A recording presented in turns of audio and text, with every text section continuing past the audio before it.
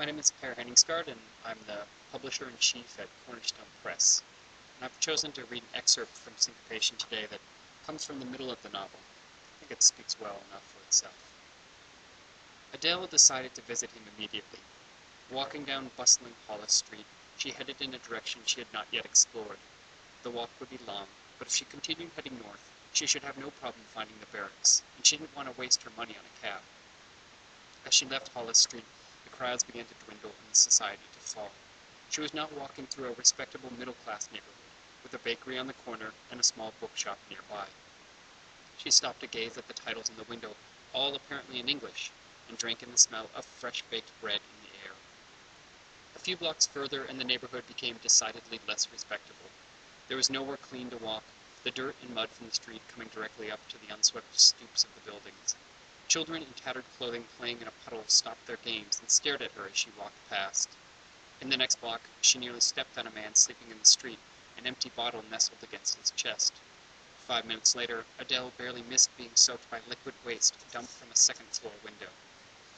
Her newly purchased clothing, including a fine dress with 4 layers of petticoat, new hat, and beautiful goatskin gloves, were decidedly out of place here.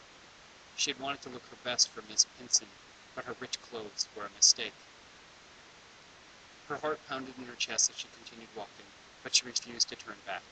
Certainly, she would soon be through this section of town and into a better part. Turning the corner into Albemarle Street, she heard the sound of a piano. The tune was a simple folk melody, but what grabbed Adèle's attention was the tone of the music.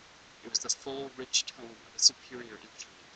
She stopped in front of an expansive 3-story house with a small porch, a red front door, and an enormous ground-level window. The music was coming from inside the house, but red velvet curtains hung across the window, preventing Adèle from seeing inside. She moved up onto the porch and approached the window. The curtains did not meet in the middle, and there was a crack through which she could see.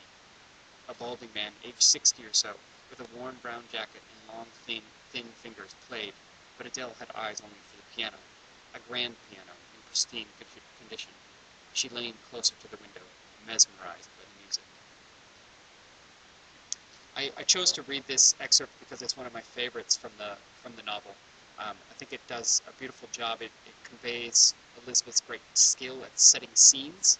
It taps into touches upon the love of music that is evidenced so strongly in this manuscript. And also, I really love that in this scene we see Adèle walking from her upper-class neighborhood into the lower-class streets in Canada where she finds herself. And it nicely mirrors or matches the sort of overall scope of the novel itself. So I think it's a really beautiful moment. Thanks so much. Hope you enjoy the novel.